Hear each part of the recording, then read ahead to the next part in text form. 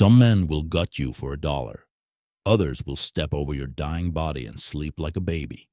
The truth is, you only learn which kind of man is when you're on your knees. That lesson was a cold, permanent resident in Silas Vance's bones. At 54 years old, with a face carved from granite and hands like worn saddle leather, he thought he'd learned every lesson the frontier had to teach. He was wrong. The new one came not from a gun or a drought, but from a quiet pop in his chest during the spring roundup of 1889. One moment he was atop his stallion, watching 40,000 acres of the Vance spread breathe under the Montana sun. The next he was tasting dirt, the world tilting on its axis. His foreman, a grizzled old cowboy named Hap Larson, caught him before he hit the ground. In the small, cluttered office of Dr. Isom Reed in the town of Bitterroot, the verdict was delivered without ceremony. "Your heart, Silas," the doc said, his spectacles magnifying eyes that had seen too much death to soften its approach. "It's worn thin, like an overworked plow horse. You've got a year, maybe less if you don't stop trying to outwork the sun."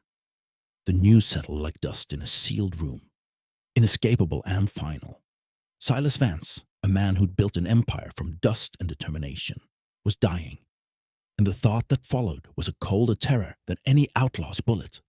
The V-R ranch, the largest in the territory, would fall to his cousin Jasper and Jasper's mother, Eleanor, a pair of vultures who'd been circling his fortune since he'd buried his father. Silas convalesced in Bitterroot, but his mind was sharper than ever. Illness had sanded away his impatience, leaving behind a cold, precise focus. He watched. He listened. He saw the way Jasper oversaw the ranch's finances in his absence. The way Eleanor's influence seeped into the town's merchants like a poison. They were already writing his epitaph in ledger books. He needed a solution as solid and unyielding as the land itself. He needed an heir they couldn't dispute, a partner. He found her at the Gilded Spur, the town's busiest saloon and boarding house. Her name was Cora, no last name offered. She was 20 maybe, from a Dust Bowl farm in Kansas, she'd said once. She wasn't the kind of woman men wrote songs about. Her beauty wasn't in soft lines, but in a quiet fortitude. Her hands were raw from scrubbing floors, her spine straight, her gaze direct. She moved through the chaos of the spur with a stillness that Silas, a man who read the land and the men on it, recognized as the rarest commodity on the frontier. Absolute steadiness. The proposition came on a rain-lashed Thursday. He waited until her shift was ending. "Cora," he said, his voice a low rumble, "I have a business offer. It ain't romantic. It's practical. I need a wife. You need a future. Marry me. Bear my name. And when I'm gone, half of everything I own is yours. The other half goes to any child we might have. You'll be protected. The ranch will be protected from the wolves at my door." Cora didn't flinch. She wiped a tankard dry, her movements methodical. "Why me?" "Because you're real," Silas said, his eyes holding hers. "I see the way you work. You don't complain. You don't shirk. This land, it doesn't care about pretty words or delicate sensibilities. It respects strength. It rewards grit. You have both." She was silent for a long time, the only sound the rain drumming on the roof. Then a single solid nod. "All right." They were married by a circuit judge in a ceremony as functional as a handshake. Cora wore a simple gray dress. Silas wore a clean shirt. Hap stood as witness, his face a mask of quiet concern. The news hit Bitterroot like a thunderclap. Silas Vance, married to a nobody. The whispers started before the ink on the license was dry. That first night in the vast timbered Vance house, the air was thick with unspoken tension. Cora stood in a borrowed nightgown, looking young and terribly vulnerable. Silas, stripped to the waist, revealed a roadmap of scars across his torso. "I need to be plain with you," he said, his voice softer than she'd ever heard it. "The doctor gave me a year. This heart of mine, it could give out any time. I'm afraid of that. Afraid of leaving you alone in this." The confession, raw and unvarnished, broke the ice between them. Cora didn't offer empty comfort. She simply nodded. "Then we'd best not waste the time we have." Their coupling was not a flowery union of souls, but a tender, awkward, and ultimately profound discovery of two lonely people finding an anchor in one another. It was fumbling, then sure, hesitant, then heartfelt. Afterward, lying in the dark, Silas felt a strange, warm sensation in his chest that had nothing to do with his failing heart. It felt like hope. Weeks turned into a month. Cora took to the running of the household with a quiet competence that stunned Silas. She organized the chaotic ledgers, managed the skeptical staff with a firm but fair hand, and brought a sense of order he hadn't known was missing. The ranch hands, who respected competence above all else, began to listen when she spoke. Then Cora told him she was with child. The hope in Silas's chest bloomed into a fierce protective joy. But the vultures smelled the change in the wind. Eleanor Vance, a woman as sharp and cold as a winter racer, arrived with a specialist from back east, a slick doctor from Chicago, who, after a brief examination, confirmed Silas's fate with theatrical gravity. 3 months, Mr. Vance, 6 at most. You must rest. Silas saw the barely concealed triumph in Eleanor's eyes. He said nothing. He had a plan. He told Cora he had to ride out to secure a vital water rights deal with the Northern Pacific Railway. He kissed her goodbye, a hard, desperate kiss that felt like a promise. No matter what you hear, he whispered, trust Hap, trust yourself. He rode out and never made it back. A week later, a mangled wagon was found at the bottom of a ravine called Widow's Drop. His horse was found dead nearby. There was no body. Sheriff Moss, a man who owed his position to Eleanor's influence, declared Silas Vance dead in absentia. As the dust settled on the news, Eleanor and Jasper moved into the main house. The first thing they did was strip Cora of her room and move her to a cramped servant's quarters in the attic. The world believed Silas Vance was dead. His fortune had new owners, and his wife was now a prisoner in her own home, carrying a child that threatened to undo it all. In a place where power is taken by the ruthless, Cora's steadiness was about to be tested like never before. If you want to stand with her and see how a woman with nothing but grit fights back, subscribe now so you don't miss the next part. The world did not pause to mourn Silas Vance. In the V-Bar-R ranch, his absence was a vacuum, and nature, human nature, abhorred it. Eleanor Vance, dressed in stark black that seemed to absorb the sunlight, stood on the porch the morning after the sheriff's declaration. Her voice, thin and sharp as a whip crack, laid down the new law. The charity this family has shown you is at an end, she said to Cora, who stood clutching a single carpetbag. You were his folly, a momentary lapse in judgment. This house, this land belongs to blood, and you have none. Cora was moved from the master bedroom to a dusty attic room barely fit for storing broken furniture. The allowance Silas had secretly arranged for her was cut off. Jasper, a man whose soft hands had never known a hard day's work, took the reins with a smug incompetence that made the seasoned hands like Hap Larson grind their teeth in frustration. The ranch, a finely tuned machine under Silas, began to sputter and stall. Rumors, carefully planted by Eleanor, bloomed like poisonous weeds in Bitterroot.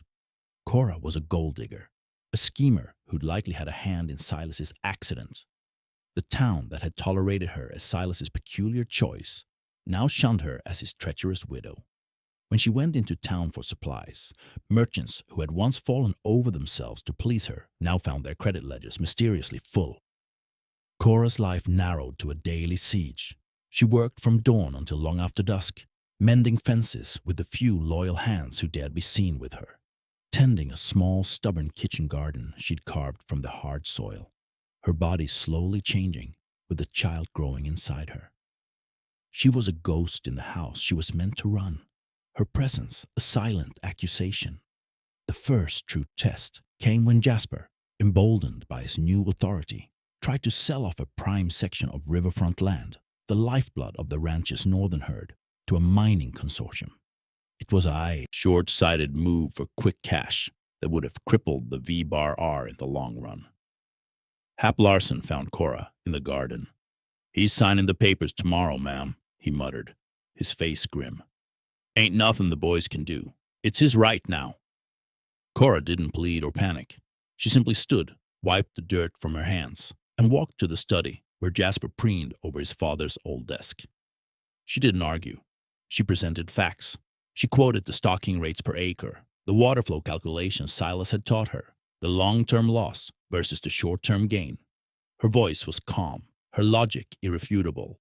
Jasper, outmaneuvered and humiliated in front of the mine agent, was forced to call off the deal.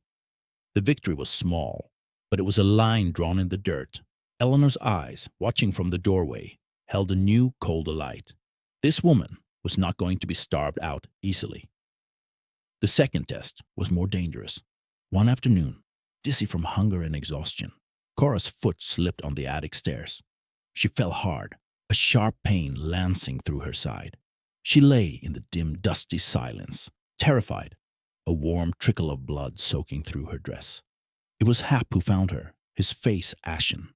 He helped her to her cot and, without a word, rode out to fetch old Maria, a Paiute woman who lived in the hills and knew the secrets of roots and remedies. Maria tended to Cora in secret, saving the pregnancy. The incident was a stark reminder. Her life and the life of her child were worth less than nothing to the Vances. Weeks bled into months. Cora became a specter of her former self, her dresses hanging loose, her face etched with a resilience that was hard to look upon. The whispers in town calcified into accepted truth. She was the mad woman in the attic, the greedy witch who'd gotten what she deserved. Then, on a morning when the autumn air was sharp as a knife, a lone rider emerged from the shimmering heat haze of the main road. He was gaunt, a skeleton wrapped in sun-bleached leather. A thick, angry scar cut across his temple, and he rode with the careful stiffness of a man whose body had been broken and poorly mended. But the set of his shoulders, the iron gray of his hair under the battered hat, it was unmistakable. Silas Vance had come home. He didn't ride straight to the house. He stopped at the edge of the yard, his eyes taking in the neglected state of the corrals, the unkempt garden.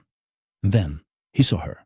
Cora was pumping water at the well, her back to him, her frame looking so frail he thought the wind might carry her away. He dismounted slowly, his bones protesting. The sound of his boot on the gravel made her turn. The color drained from her face. The wooden bucket slipped from her hands, hitting the ground with a hollow thud. For a long moment, they just stared at each other. The man returned from the grave, the woman who had been living in it, his eyes sweeping over her threadbare dress. The raw redness of her hands, the sharp angles of her cheeks, narrowed into slits of pure, undiluted fury. It was a cold, terrifying rage, the kind that precedes a storm that levels everything in its path. "Cora," he said, his voice a dry rasp, utterly unlike the rumble she remembered. "What in God's name have they done to you?" And for the first time since he'd left, since the fall, since the hunger and the fear, Cora's steadfast composure broke. The whole wretched story tumbled out in a choked whisper. The attic, the cut-off funds, the rumors, the fall on the stairs, the systematic campaign to erase her and her unborn child. Silas listened, his jaw clenched so tight a muscle twitched in his cheek. When she finished, he was silent for a full minute, the air crackling around him. He looked toward the big house, where a curtain twitched in an upstairs window. "Go inside, Cora," he said, his voice dangerously quiet. "Rest. I have a long overdue conversation with my family." The ghost had returned, and he was not coming in peace. Silas Vance was back, and the sight of what had been done to his wife had lit a fuse on a powder keg of vengeance. The ledger was about to be settled, and the Vance family would learn that some storms don't just pass, they cleanse with fire. What happens when a man with nothing left to lose confronts the wolves who betrayed him? Let me know in the comments what you think Silas should do, and tap the like button. Your support ensures stories of grit and justice keep being told. Don't miss the final reckoning. In the next part, Silas Vance did not storm the house. He walked, a deliberate, measured pace that was more terrifying than any charge. The front door swung open before he reached it, framing Eleanor and Jasper in the doorway.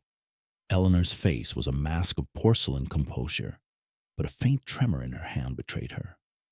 Jasper looked like a man who had seen a ghost, which, in effect, he had. "Silas," Eleanor breathed, her voice straining for warmth and failing utterly. "You're alive. This is a miracle." "No, Eleanor." Silas's voice was low, a dry rasp that carried across the still yard. "A miracle is when God intervenes. This This is just me being harder to kill than you reckoned. He stepped past them into the parlor, the same room where he'd received his death sentence. He didn't sit. He stood before the cold hearth, turning to face them. "The doctor from Chicago," Silas began, his gaze pinning Jasper.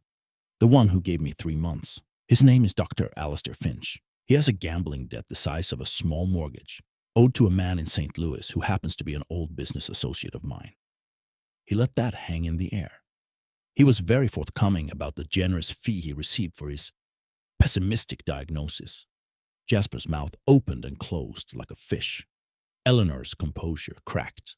"This is slanderous." "The wagon wreck at Widow's Drop," Silas continued, his eyes now on Eleanor. "The front axle was scored, nearly sawed through. A clumsy job. The kind of job done by a man in a hurry. A man who's never fixed anything in his life." He took a step closer. "You didn't just wait for me to die. You tried to hurry it along." The confrontation did not end with shouting or gunfire. Silas's vengeance was colder, more methodical. It was the vengeance of a rancher, rooted in the land and the law. He did not throw them out onto the street. That would have been too kind, too quick. Instead, he presented them with a new reality. He had Hap and 2 other loyal hands serve them legal papers, drawn up by a lawyer from Helena who owed Silas his career. The documents detailed their conspiracy to commit fraud and their neglectful mismanagement of the estate. "You have 2 choices," Silas said, his voice flat. "You can stay and face a very public, very ugly trial. I have witnesses, including Dr. Finch, who is eager to avoid a different kind of debt collector. Or you can sign this." He placed a single sheet of paper on the table. It was a deed to a small, rocky, and utterly barren 160-acre plot on the farthest, most desolate corner of the Vance property. "It's yours, free and clear. You can try to make a life there. I suggest you learn how to dig a well." It was a punishment perfectly tailored to their natures. Exile to a hardscrabble existence, a mockery of the empire they had tried to steal. Humiliated and broken, they signed. Within a week, they were gone, a cloud of bitter dust marking their retreat into obscurity. With the poison purged, Silas turned his attention to restoration. His first act was not to reclaim his study, but to move Cora's things back into the master bedroom himself. His second was to ride into Bitterroot with her at his side. He walked into every store, every business, and settled every debt she had accrued. Looking each merchant in the eye as he did so, the message was clear. Cora Vance was the lady of the ranch, and her credit was infinite. But his most profound act of atonement was quieter. He didn't just give her a room in his house. He gave her a house of her own. He took her to a boarded-up 2-story building on the main street, the old, abandoned land office. "It's sound at the bones," he said, handing her the key. "But it needs a heart. Design it how you like. Run it. It's yours. Not the ranch's. Yours." Cora, who had spent a lifetime taking orders, now took charge. She named it the Steadfast Hotel. 12 rooms, a public dining room serving simple, hearty food. She hired girls from struggling families, teaching them to keep the books and manage accounts with the same brisk fairness she'd learned through hardship.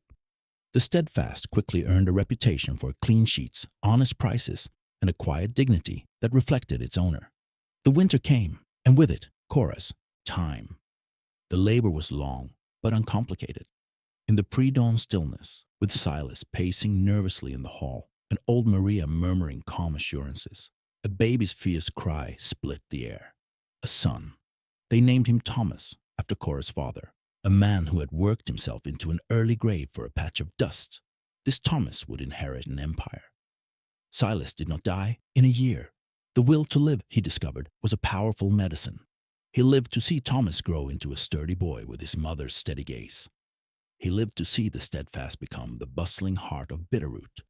He lived to hold his granddaughter on his knee and tell her stories of a spring roundup long ago, carefully editing out the parts about bad hearts and broken axles. When Silas Vance passed at 81, it was peacefully in his own bed with Cora's hand in his. The whole territory came to the funeral, not for the powerful rancher, but for the man who had built something that lasted. Cora ran the Steadfast for another 20 years. A respected pillar of the community, a woman known for her wisdom and her unshakable character. in a small leather journal she kept, filled with recipes and accounts. The last entry read simply, "They called me plain. They called him dying. But we were real. And real things are the only things that last." Every year, on the anniversary of the day Silas returned, the Vance family held a feast at the Steadfast. The story was told and retold, not of the conspiracy or the vengeance, but of the spilled stew that started it all, and the quiet, steady courage that built a legacy from it. In the laughter that echoed through the dining room, you could hear the sound of something durable, something earned, the proof that in a world quick to break you, resolve and kindness, when woven together, create a fabric stronger than any fortune. This is the story of Silas and Cora, a ledger of ordinary bravery that outlasted gold and gossip. If this tale of grit and grace found a home with you, if it reminded you that the truest strength is often the quietest, then please share this story with someone who needs to hear it. And if you believe in stories where real character is the only currency that matters, subscribe to the channel. There are countless more tales of the West waiting for us to uncover them together.